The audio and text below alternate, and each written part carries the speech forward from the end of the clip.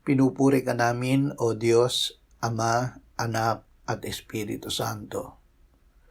Salamat, Ama, na ibinigay mo sa amin si Jesus na iyong anak, na namatay para sa aming kasalanan, iyong muling binuhay, iniakyat at iniluklok sa iyong kanan sa langit. Salamat na ibinigay mo sa amin ang iyong banal na Espiritu, at sa pamamagitan niya ay ibinuhos mo ang iyong pag-ibig sa aming puso.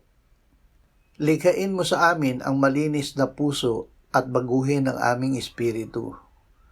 Huwag mo kaming iwan, kundi ibalik mo ang kagalakan ng iyong pagliligtas at bigyan kami ng pusong nagnanais na sumunod sa iyo. Amen.